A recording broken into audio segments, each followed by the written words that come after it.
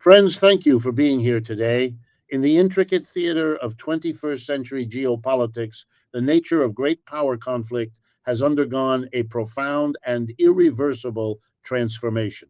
What if I told you the most significant global conflict of our time isn't being fought with armies and tanks, but with port fees and mineral rights? What if the most powerful weapons in a nation's arsenal are no longer nuclear warheads, but control over the supply chains that power our daily lives? The traditional metrics of military might and diplomatic posturing, while still relevant, have been increasingly overshadowed by a more sophisticated and arguably more potent form of rivalry: economic warfare. This new battlefield is not defined by fleets of warships, but by fleets of container ships. Its weapons are not missiles, but meticulously crafted port regulations. Its strategic choke points are not mountain passes, but monopolized supply chains for critical resources. The recent escalation of tensions between the United States and China serves as the quintessential case study of this paradigm shift, a conflict that has moved far beyond simple import tariffs into the realm of structural financial warfare. It began with a seemingly straightforward, if aggressive, policy decision by Washington, but it was met with a complex, multi pronged, and devastatingly effective counter strategy from Beijing. This is the story of that conflict, a story of how a punitive American tariff aimed at reviving a domestic industry triggered a cascade of retaliatory measures that have rattled global markets, redrawn international supply chains, and exposed deep strategic vulnerabilities. It is an analysis of a high stakes duel where one side appeared to be playing checkers while the other was engaged in a grand game of geostrategic chess, ultimately forcing the world to reconsider the very definition of national security and economic resilience. So, to understand this, let's begin with the first shot that was fired in this advanced economic conflict. It came not in the form of a declaration, but with a schedule of fees. The policy was presented under a clear and domestically resonant banner: the revitalization of the American shipbuilding industry and the reining in of China's burgeoning dominance in the global maritime sector. The stated objective was to level a playing field that had become dramatically skewed over decades. The statistics paint a stark picture of this disparity. In recent years, China has been responsible for producing over 50% of the world's commercial vessels, launching more than 1,000 new ships in a single year. In stark contrast, the United States, once a titan of the industry, produced fewer than 10. This collapse of American shipbuilding capacity was not just an economic concern, but a matter of national security, and the new port fees were framed as the necessary, albeit aggressive, first step toward reshoring this critical industry. The mechanism designed to achieve this goal was a set of punitive charges levied specifically against vessels with direct links to China calling at United States ports. The fee structure was multi layered, designed to target various aspects of China's maritime ecosystem. First, a fee of $50 per ton was imposed on ships operated by Chinese companies. Second, a charge of $18 per ton was applied to any ship that was built in a Chinese shipyard, regardless of the nationality of its current operator. This was a crucial distinction, acknowledging the reality that China's shipbuilding industry serves a global clientele and its influence extends far beyond its own national fleet. Finally, and perhaps most directly felt by importers, a flat fee of $120 was added for every single shipping container brought in on these designated vessels. On the surface, these individual fees might seem manageable, but their cumulative effect was engineered to be anything but. The sheer scale of modern maritime commerce meant that these charges would aggregate into staggering sums.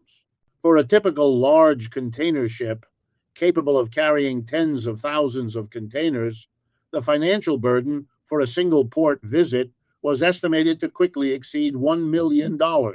This was not a minor operational cost to be absorbed into the price of goods.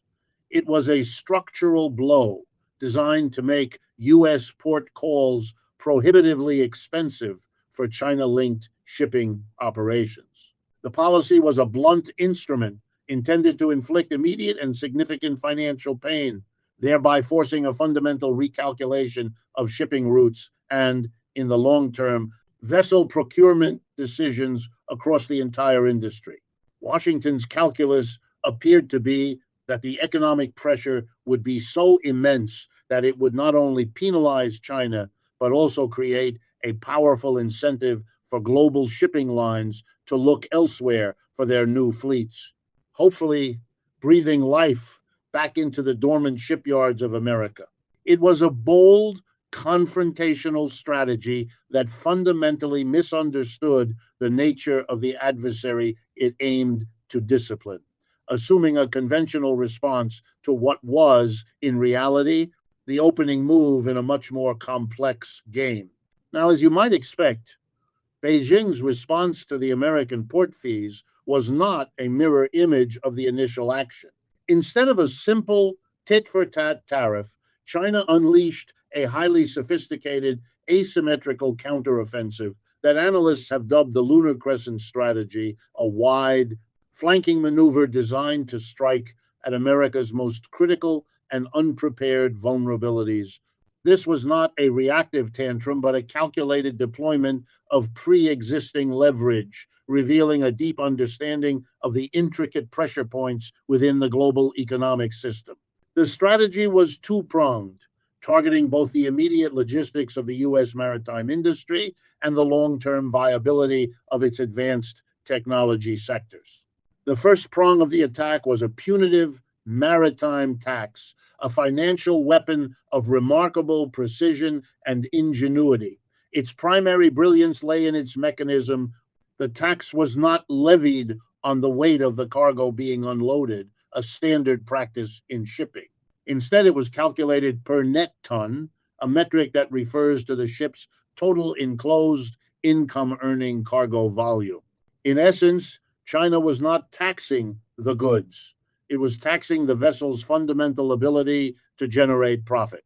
This was a direct assault on the financial viability of any U.S.-linked ship daring to dock in a Chinese port.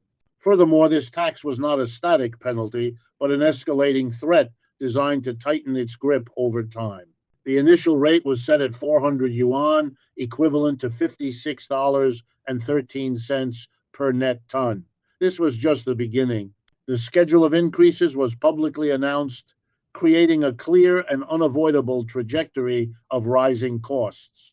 The rate would climb to 640 yuan, or $89.81 in April of 2026, then to 880 yuan in April of 2027, and finally to a crushing 1,120 yuan, or $157.16 by April of 2028.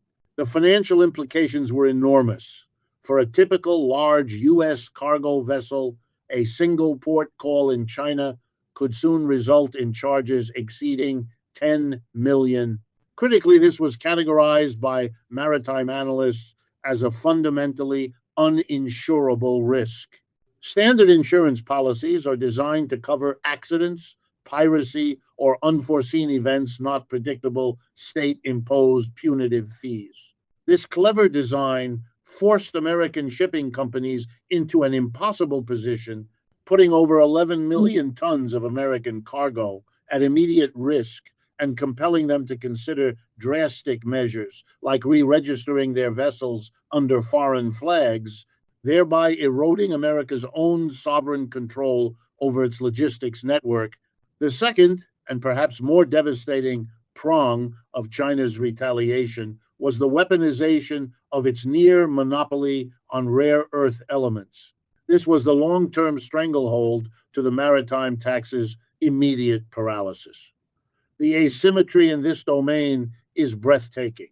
While China possesses significant geological reserves, its true power lies in its processing and refining capacity, through which it controls over 90% of the global refined supply of critical elements like samarium and scandium, materials indispensable for high performance magnets used in everything from advanced weapons, guidance systems, to electric vehicle motors and wind turbines. The United States, in stark contrast, holds a mere 4% of the world's geological reserves and has a negligible capacity for processing them. China's tactic here was, once again, far more advanced than a simple export tariff on raw minerals. Beijing implemented new regulations that moved up the value chain. It began requiring mandatory export licenses for finished products that contain Chinese sourced rare earth components. This applied even if the final product, be it a semiconductor, a piece of software, or an advanced sensor, was assembled in a third party nation like Vietnam or Malaysia. If a critical component deep inside that product originated from China's rare earth supply chain, Beijing could now exert regulatory control, potentially disrupting the entire manufacturing process with the stroke of a pen. The effect was not theoretical, it was tangible and immediate. The strategy's power was driven home by reports of a factory in Chicago being forced to temporarily shut down its operations due to a sudden supply crisis for the specific rare earth magnets it needed. China had successfully transformed its resource dominance into a potent surgical tool of economic coercion, proving that in this new era of conflict, control over the foundational materials of modern technology was a weapon of unparalleled strategic value. Of course, this rapid tit for tat escalation between Washington and Beijing did not occur in a vacuum. Its effects rippled outward with ferocious speed, crashing against the shores of global financial markets and forcing a painful, chaotic realignment within the international shipping industry. The consequences were immediate, severe, and far reaching, demonstrating just how interconnected and fragile the systems undergirding the global economy had become. The first and most immediate consequence was a financial market shockwave. The reaction to China's sophisticated retaliatory measures was not a gradual downturn, but an instantaneous digital panic. Before most analysts had finished their morning coffee, the markets began to hemorrhage value. The S&P 500, a broad measure of the health of the US economy, plummeted by 3%. The tech-heavy Nasdaq, particularly vulnerable to disruptions in the semiconductor supply chain, fell by a staggering 6%. In the span of mere minutes, over $1.2 trillion in US market capitalization simply evaporated. This was not a loss driven by poor corporate earnings or a shift in consumer behavior. It was a direct consequence of regulatory decisions made half a world away. The staggering loss of wealth served as a brutal testament to the market's perception of America's newfound vulnerability. The financial world had instantly recognized that China's countermoves were not symbolic gestures, but structural threats to the core profitability and operational stability of vast sectors of the U.S. economy. Beyond the trading floors, in the world of physical logistics, the consequences were just as profound. The global shipping industry, an ecosystem built on decades of optimization for efficiency and cost effectiveness, was thrown into disarray. Major shipping companies and their alliances were forced into a frantic scramble to adapt to the new punitive landscape. This was not a simple matter of paying the new fees, it was a fundamental restructuring of global trade patterns. The primary strategy became fleet segregation. Alliances like the Premier Alliance, a partnership of South Korean, Japanese, and Taiwanese firms, began meticulously auditing their fleets. Their ships that had been built in mainland China, now subject to the high U.S. port fees, were systematically reassigned to serve non U.S. routes in Europe and Asia. In their place, vessels built elsewhere were rerouted to handle the trans Pacific trade to America. This logistical reshuffling, while necessary, was inherently inefficient. The Chinese built ships had likely been assigned to West Coast routes for a reason, be it size, speed, or fuel efficiency. Their replacements were, by definition, a suboptimal choice. This created a domino effect. Supply chains became less economical, less fast, and less stable. Major operators like China's state owned COSCO, which was also a massive global port operator, began leveraging its extensive international footprint, strategically increasing its shipments to growing markets in Africa and South America to offset any potential losses from the U.S. trade. This corporate adaptation was further complicated by a systemic challenge. Nearly all major shipping lines, regardless of their national origin, were heavily dependent on Chinese shipyards for their new vessel orders due to China's superior capacity, speed, and pricing. The U.S. fees intended to punish China had effectively created a massive industry wide logistical headache and a long term procurement crisis for all players. Ultimately, the bill for this geopolitical turmoil landed on the doorstep of American consumers and importers. The complex web of fees, rerouting costs, and induced inefficiencies was passed down the supply chain. The total cost to the U.S. economy was estimated to be a colossal $30 billion per year. While this breaks down to a seemingly modest $120 for each American citizen, it manifested as a pervasive inflationary pressure on a wide range of imported goods. More than just higher prices, Americans faced the prospect of longer wait times and potential product shortages, especially during peak shopping seasons. The seamless, on demand global marketplace they had come to take for granted was being fractured by the very policies intended to protect their economic interests. The conflict was a stark lesson that in a deeply integrated global economy, there is no such thing as a targeted economic attack. The shrapnel invariably hits everyone. When we take a step back to perform a deeper analysis of the conflict, what is revealed is a fundamental strategic asymmetry, a mismatch so profound that it has been aptly described as one side playing a simple game of snakes and ladders, while the other executed a deep and patient game of chess. The United States initiated the conflict with a straightforward, aggressive move, seemingly assuming that its economic weight would compel a quick submission. However, it failed to anticipate the complexity, precision, and multifaceted nature of China's retaliation, a response that suggests the U.S. not only miscalculated its opponent's strategy, but may have fundamentally misunderstood the new rules of the high stakes economic game it had started. One of the most glaring revelations from the fallout was identifying the true bearer of the economic costs. The political rhetoric in Washington consistently framed the tariffs and fees as a penalty that China would pay. The market data, however, tells an entirely different story.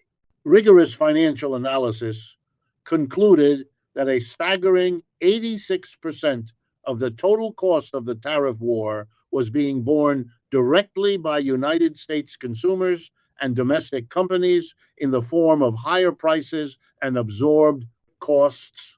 The strategy's intended target was largely insulated, while U.S. imports from China did indeed plummet by 23%. This was not a fatal blow to the Chinese export machine. During the same period, China's overall global exports to the rest of the world actually grew by a healthy 7 to 10%. This indicates that Beijing successfully executed a strategic pivot, absorbing the hit from the American market while aggressively expanding its trade relationships elsewhere, thereby neutralizing the primary weapon wielded by the U.S. The U.S. approach was also plagued by what many analysts identified as strategic flaws and perceived hypocrisies, which undermined its position on the world stage. First, the U.S. vehemently attacked China's rare earth export controls, labeling them a global moral disgrace, while simultaneously employing its own broad tariffs and economic restrictions that could be viewed in a similar light by other nations. Second, Washington targeted Chinese software and technology exports, yet the very same American tech sector it sought to protect remained critically dependent on Chinese supplied rare earth materials and components to produce its own technology, creating a classic self inflicted wound. Third, there was a fundamental disconnect between the political messaging and the financial reality on the ground, with the White House claiming that tariffs would not harm Americans, even as the data overwhelmingly showed U.S. consumers and companies were footing the bill. These inconsistencies pointed to the central strategic mismatch. The United States' approach was tactical and short sighted, prioritizing quick political points over long term strategic resilience, a rush game of snakes and ladders. China, in contrast, was playing economic chess. Its moves, like the development and deployment of the regulatory maritime tax, were the result of a deep, long term strategic plan. This strategic depth was further exemplified by China's next level thinking on how to apply leverage. New Chinese regulations were drafted with intentionally vague language that hinted at a future where port fees could be assessed based not on a ship's flag or its operator, but on the nationality of its beneficial owners. This was a masterstroke, a direct threat aimed at the heart of the Western financial system. It meant that a company like Star Bulk Carriers, based in Greece and flying a Liberian flag, could be targeted simply because its largest institutional stockholders, such as Alliance Bernstein, were American investment firms. China understood that a significant portion of global shipping is owned by Wall Street investors and U.S. pension funds through complex corporate structures. By threatening to look past these corporate veils, China signaled its willingness and ability to inflict pain directly on the American financial sector, a domain the U.S. likely considered untouchable.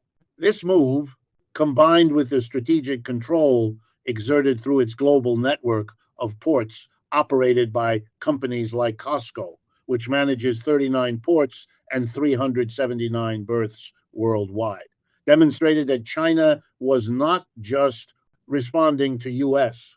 actions, it was actively reshaping the entire battlefield to its advantage. The shockwaves from this U.S. China economic confrontation extend far beyond their respective borders, creating a complex and perilous new landscape for the rest of the world. This is not a bilateral squabble that other nations can afford to watch from the sidelines. It is a tectonic shift that is forcing a global reevaluation of alliances, economic strategies, and the very nature of sovereignty. The binary logic of the Cold War has been replaced by a multidimensional chessboard where economic interdependence, once hailed as the ultimate guarantor of peace, has itself become the primary weapon. Caught in the immediate crossfire are the so-called middle powers nations like Germany, Japan, South Korea, and Australia.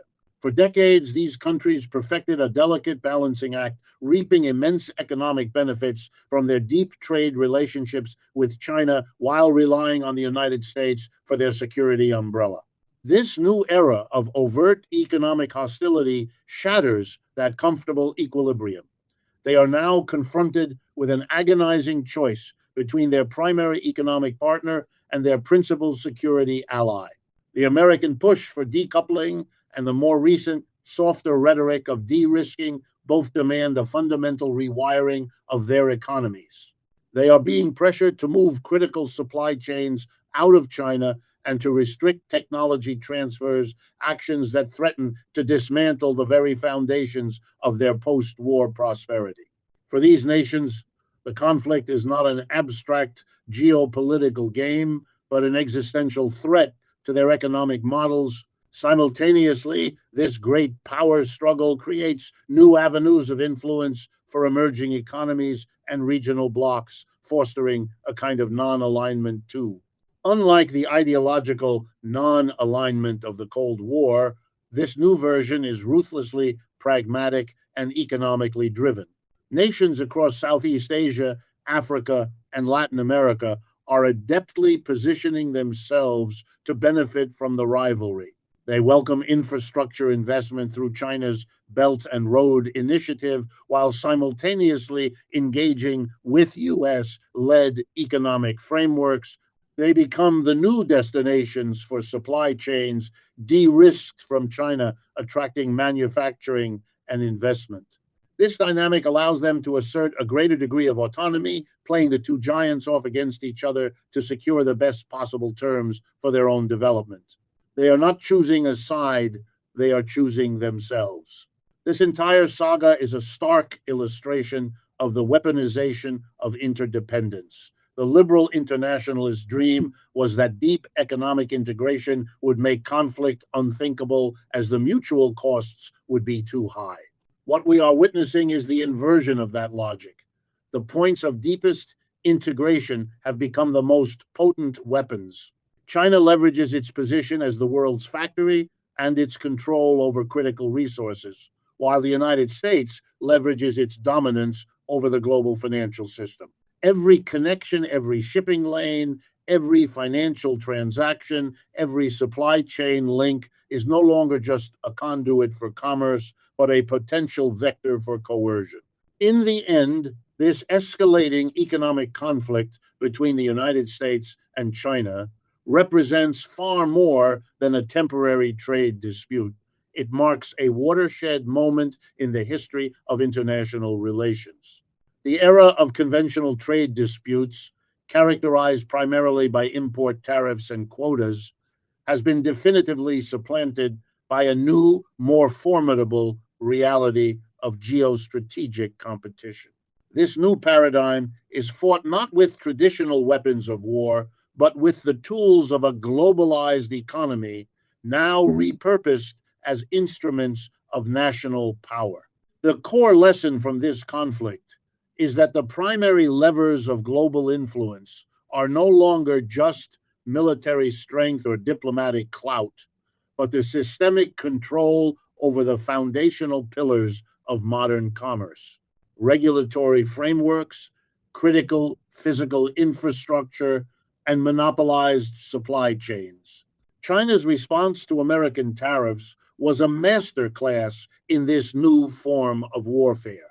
Beijing demonstrated that a nation can effectively bypass an opponent's strengths by targeting its hidden dependencies. The sophisticated escalating maritime tax was not just a fee, it was a piece of financial engineering designed to be uninsurable, thereby creating a structural crisis for the entire U.S. logistics network. The weaponization of rare earths through the licensing of finished products was a strategic checkmate, proving that control over raw materials is secondary to control over the entire value chain. Furthermore, the threat to target the beneficial ownership of vessels revealed a willingness to attack the very financial architecture of the Western world.